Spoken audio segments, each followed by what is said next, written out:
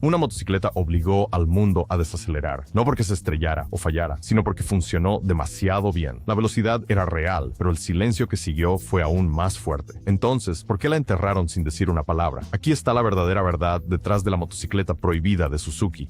La guerra de velocidad que lo inició todo. A finales de la década de 1990, los mayores fabricantes de motocicletas de Japón estaban inmersos en una carrera silenciosa pero creciente, no por ventas, no por apariencia, sino por pura velocidad. Kawasaki había liderado la carga con su ZX-11, una máquina que superaba las 170 millas por hora, y obligó a la industria a replantearse lo que era físicamente posible sobre dos ruedas.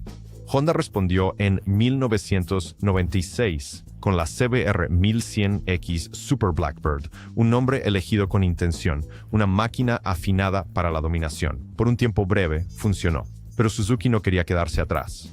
Querían terminar el juego por completo. A puerta cerrada en Hamamatsu, los ingenieros de Suzuki no solo estaban trabajando en una nueva supermoto, estaban planeando un golpe mortal, no una máquina para competir, una máquina para obliterar. El objetivo era simple pero radical: construir una motocicleta de producción tan rápida, tan estable y tan aterradora, que haría que toda la industria se detuviera y luego retrocediera. Comenzó con un nombre, Hayabusa. En japonés significa halcón peregrino, el ave más rápida del mundo. Pero la metáfora iba más allá. La presa natural del halcón, el mirlo. El halcón llega. Cuando la Suzuki Hayabusa fue presentada en 1999, el mundo no sabía muy bien cómo reaccionar. No era elegante como la Honda Blackbird, ni angular como una GSX-R de carreras deportivas. Parecía hinchado, alienígena, diseñado más para un túnel de viento que para una sala de exposición. Su parte delantera redondeada, cola afilada y faro hundido le daban la postura de algo que no solo atravesaba el aire, sino que perforaba un agujero a través de él. Y luego estaba el número, 194 millas por hora. Esto era más rápido que cualquier otra cosa disponible para las carreteras públicas. Punto. Era tan rápido que casi no tenía sentido. La Hayabusa redefinió cómo podía ser, sonar y sentirse una motocicleta de velocidad máxima. No era nerviosa como una moto de pista, era intencionada. Pesada, sí, pero el peso jugaba a su favor. Hacía que la máquina fuera estable, a velocidades inimaginables. Algo que los ingenieros habían afinado con pruebas en túneles de viento que incluían equipo completo, pilotos reales y ajustes obsesivos a las superficies de arrastre. Una nueva clase de carrera armamentista. La reacción de la industria fue rápida, pero no de la manera que podrías esperar. No hubo retadores inmediatos, ni conferencias de prensa presumiendo números más altos, ni asesinos de Hayabusa de fábrica apresurándose al mercado. En cambio, hubo una larga pausa, una que parecía mucho a la vacilación, porque la Hayabusa no solo había roto el récord de velocidad, había asustado a todos. En la cultura de las motocicletas, la velocidad siempre había sido un símbolo de honor, pero esto era diferente. Esto no se trataba de llegar al límite. Esto se trataba de superarlo, sin consecuencias visibles. Y eso planteó serias preguntas, no solo de ingenieros o competidores, sino de legisladores, periodistas y aseguradoras. ¿Necesitaba el público acceso a una motocicleta de 194 millas por hora? ¿Podría algún piloto manejar tanta potencia? ¿Era este el futuro o fue un error? Esas no eran preguntas que Suzuki tuviera tiempo de responder. La Hayabusa ya había salido a las calles y en garajes de todo el mundo, los pilotos ya se estaban subiendo a lo que se convertiría en una de las motocicletas más comentadas de la historia moderna. De depredador ápice a icono cultural, es fácil olvidar que la Hayabusa no se lanzó como una curiosidad de nicho o un objeto de colección. Era una moto de producción masiva, vendida a cualquiera con el valor, la fuerza y el crédito para llevarla a casa. Estaba disponible en los concesionarios como cualquier otra Suzuki, y eso es lo que lo hacía tan inquietante. La Hayabusa también obligó a todo el mundo del motociclismo a reconsiderar lo que vendría después. ¿Empujarían ahora a los fabricantes para alcanzar 200 millas por hora? ¿Intervendría el gobierno antes de que lo hicieran? ¿Y estaba el público o la industria realmente preparados para este nivel de rendimiento? Una cosa estaba clara: Suzuki había cambiado las reglas. Desde sus primeros bocetos, el diseño desafiaba todos los estándares aceptados de lo que se suponía que debía ser una moto deportiva. Esta no era una máquina refinada para la elegancia o para presumir en el circuito. Era un arma diseñada no para competir, sino para abrumar, y esa intención se mostraba en cada curva. La mayoría de las supermotos estaban construidas para llamar la atención en la sala de exposición. La Hayabusa fue diseñada para someter al aire. A algunos les parecía hinchada, a otros grotesca, pero para el equipo de ingeniería de Suzuki, liderado por el diseñador Koji Yoshida, el objetivo no era la belleza, sino la dominación aerodinámica. En entrevistas, Yoshida admitió más tarde que la moto era intencionalmente un poco grotesca, una forma que no podía ser ignorada. Moldeada en un túnel, no en una sala de juntas, Suzuki no solo dibujó la Hayabusa y esperó que volara. La llevaron directamente al túnel de viento no una o dos veces, sino obsesivamente. Los ingenieros la probaron con el piloto completamente equipado, en diferentes posiciones, en configuraciones del mundo real. Cada parte de la moto, desde los carenados, el morro, la parte inferior, incluso la postura del piloto, fue probada, ajustada y luego probada de nuevo. El resultado fue radical. En un momento en que la mayoría de los fabricantes todavía recortaban carenados para reducir peso, Suzuki estaba esculpiendo el cuerpo como el morro de un tren bala.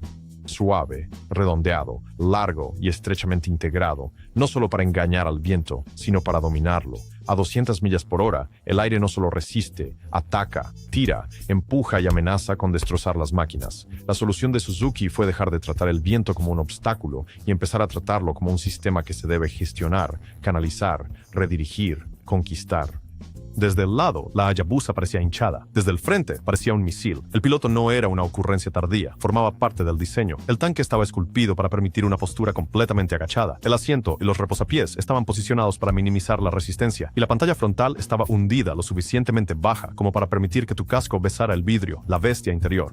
Pero la forma era solo la mitad de la historia. Lo que realmente distinguía a la Hayabusa era el poder bajo esa piel abultada.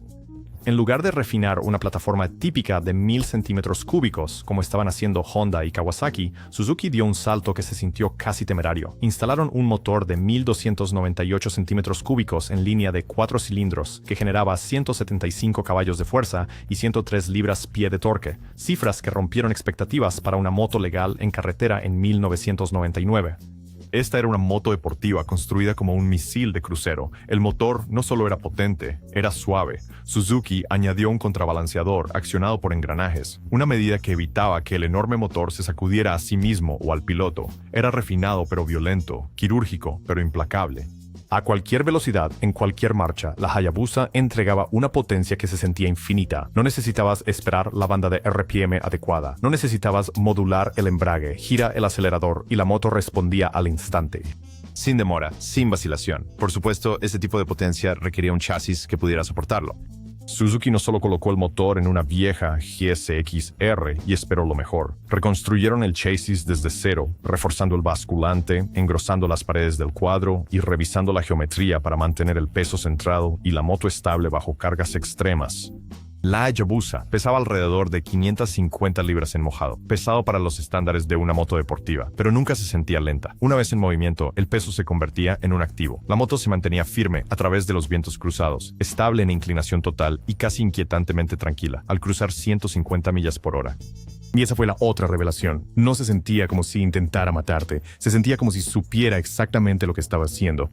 Esto no era una moto de carreras nerviosa afinada para expertos. Era controlable, inspiraba confianza, era rápida de una manera que hacía que los pilotos se sintieran audaces, no imprudentes. Parte de ese ADN venía de la GSX R750, la obra maestra de manejo anterior de Suzuki. La Hayabusa tomó prestada su disposición y filosofía de equilibrio. Luego la amplió a niveles inimaginables. La suspensión no era rígida como para pista, sino refinada.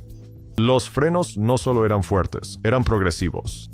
Cada parte de la experiencia de conducción había sido diseñada para la velocidad en el mundo real, no solo para números de dinamómetro o tiempos de carrera. Para 1999, las motos deportivas tenían un lenguaje angular, afilado, ágil, esbelto. La Hayabusa rechazó todo eso. No le importaba la moda de los días de pista. Era una máquina, con un solo trabajo: aniquilar a la competencia.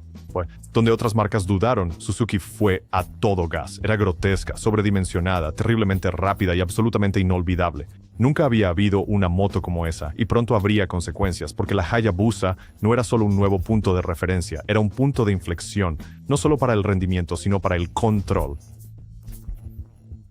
¿Por qué fue silenciado? La Hayabusa no solo rompió récords, rompió el sistema. Para cuando el misil de Suzuki llegó a las calles en 1999, había hecho más que destronar a Honda y dejar a Kawasaki en el polvo. Había cruzado una línea, una que la industria de motocicletas no se dio cuenta que existía hasta que fue demasiado tarde. 194 millas por hora desde la fábrica, sin ajustes especiales, sin configuración de circuito cerrado, sin advertencias. No era una herramienta de pista, era una motocicleta legal para la calle que podías comprar en un concesionario y llevar a casa con un permiso de aprendiz. Ese hecho por sí solo desencadenó un efecto dominó que nadie en Suzuki podría haber predicho completamente. Los titulares no fueron de celebración. Al principio, las revistas de motocicletas hicieron lo que siempre hacen: probar, medir, elogiar. Los críticos quedaron asombrados por lo manejable que era la velocidad. Los motociclistas la llamaron refinada, poderosa, incluso elegante, pero fuera de los círculos de motocicletas, el tono era diferente. Los medios de comunicación general la llamaron imprudente. Comenzaron a aparecer artículos en periódicos europeos y medios norteamericanos, haciendo la misma pregunta cargada: ¿por qué alguien necesita una motocicleta de 200 millas por hora? Los políticos también empezaron a preguntar al respecto. Legisladores en el Reino Unido, Alemania y partes de la Unión Europea comenzaron a expresar preocupaciones. Las compañías de seguros estaban ejecutando modelos de riesgo en silencio. Los departamentos de policía ya estaban cautelosos con las supermotos, pero esto era algo diferente. Esta era una máquina que hacía que las estrategias de patrulla de carreteras parecieran obsoletas, una moto que podía superar a la mayoría de los vehículos de persecución antes de la tercera marcha. La percepción pública cambió y la Hayabusa dejó de ser una maravilla. Se convirtió en una amenaza. La respuesta de Kawasaki solo empeoró las cosas. Suzuki había dado el primer paso, pero Kawasaki no estaba dispuesto a quedarse atrás. En el año 2000 circulaban rumores de una nueva máquina en desarrollo. La ZX-12R contaría con un desplazamiento de motor similar, aerodinámica de vanguardia, y lo más importante, se rumoreaba que rompería la barrera de las 200 millas por hora. Esto ya no era innovación, era una escalada, una carrera armamentista. Los veteranos de la industria vieron lo que se avecinaba. Si Suzuki y Kawasaki seguían presionando, los próximos años traerían motocicletas que podrían alcanzar velocidades de jet sin jaula de seguridad, sin cinturón de seguridad, sin protección, solo el valor del piloto. Y no solo era peligroso, era políticamente explosivo. Y así, silenciosamente, sin fanfarria, los principales fabricantes de motocicletas del mundo hicieron algo impensable con el límite de velocidad. En cambio, a puertas cerradas, a principios de la década de 2000, los principales fabricantes de Japón y más tarde varias marcas europeas acordaron un límite de velocidad máxima voluntario para todas las motocicletas de producción: 300 km por hora, 186 millas por hora. Se conocería extraoficialmente como el Acuerdo de Caballeros, no una ley, no un mandato, sino una promesa. El acuerdo era simple: ninguna motocicleta de producción superaría ese límite, al menos no directamente desde la fábrica. Era una medida preventiva, una forma de evitar la regulación gubernamental al autocontrolar el rendimiento. La Hayabusa había establecido un récord tan aterrador que la industria tuvo que congelarse en su lugar. Cuando finalmente se lanzó la Kawasaki ZX-12R, las expectativas eran astronómicas. Muchos esperaban que finalmente destronara a la Hayabusa, pero cuando los probadores salieron a la pista ocurrió algo extraño. No importaba lo que hicieran, la ZX-12R no superaba las 186 millas por hora. Prueba tras prueba, carrera tras carrera, la moto parecía capaz de más, pero se detenía antes. En ese momento, ni Kawasaki ni Suzuki reconocieron el acuerdo públicamente, pero los conocedores sabían que se había establecido un límite. La guerra había terminado, no por victoria, sino por estancamiento. Y esto no fue un compromiso de una sola vez. En los años que siguieron, modelos más nuevos como la Kawasaki ZX-14 y la BMW AC1000RR se lanzaron con capacidades de velocidad claramente en mente, pero ninguno rompió el pacto. Todos alcanzaron justo ese muro invisible. Aunque el acuerdo era informal, su cumplimiento fue real. Los cuatro grandes de Japón, Suzuki, Kawasaki, Yamaha y Honda, todos cumplieron. Así lo hicieron BMW y más tarde Ducati. En entrevistas, Honda admitió que participó. Los demás permanecieron mayormente en silencio, prefiriendo la ambigüedad sobre la responsabilidad. ¿Por qué las empresas castrarían voluntariamente sus máquinas insignia? La respuesta era simple: miedo a la intervención. Los reguladores europeos ya estaban amenazando con restricciones a las importaciones. Los legisladores estadounidenses observaban con creciente inquietud. Un accidente fatal que involucrara una moto de alta velocidad podría desatar la indignación pública y una legislación permanente.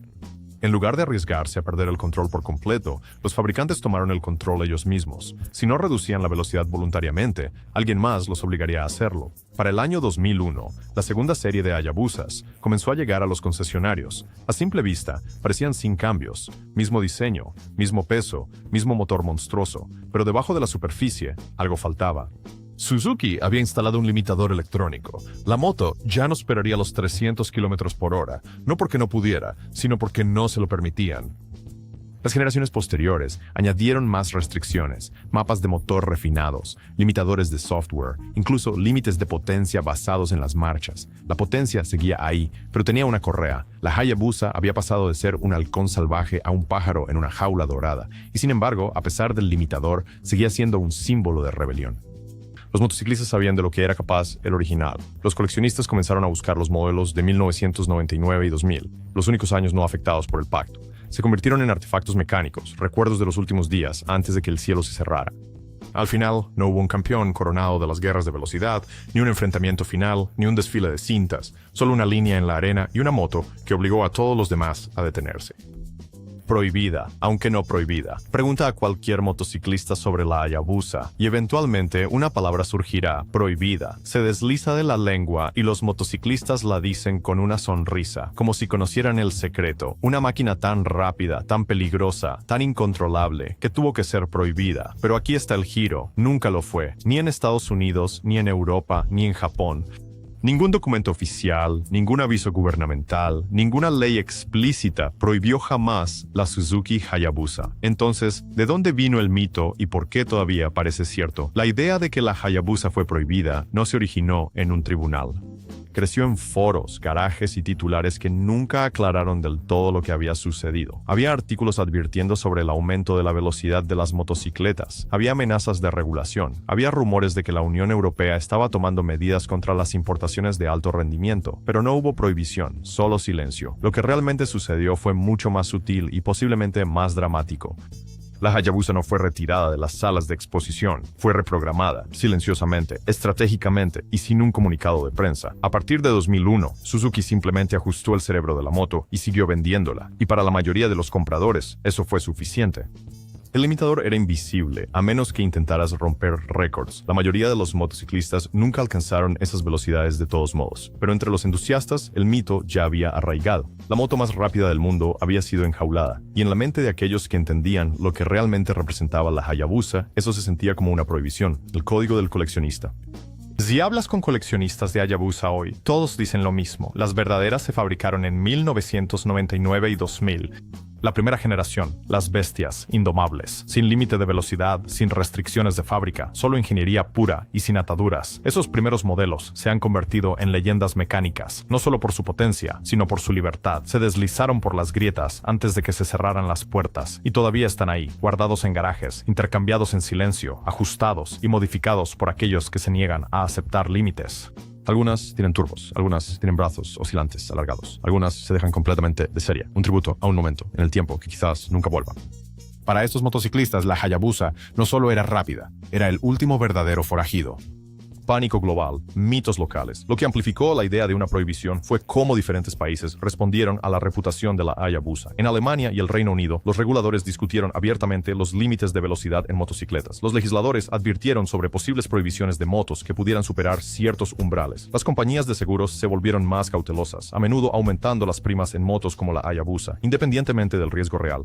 Mientras tanto, las leyes de importación en países como India y algunas partes del sudeste asiático sí prevenían o restringían las motocicletas de gran cilindrada, no por un modelo en particular, sino debido a políticas más amplias de seguridad vial. La Hayabusa, siendo una de las máquinas más destacadas de su tipo, se convirtió en un chivo expiatorio fácil. Incluso en países donde seguía siendo legal, los concesionarios comenzaron a advertir a los motociclistas sobre lo que estaban comprando.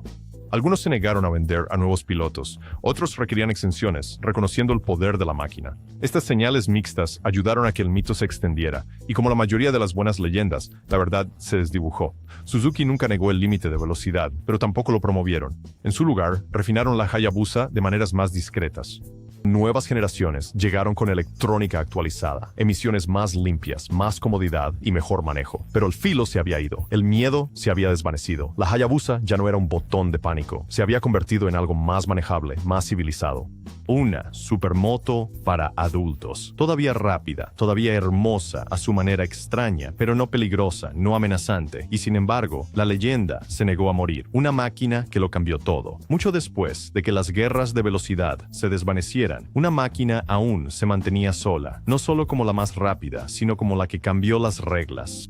La Suzuki Hayabusa no solo superó a sus rivales, superó su propia era.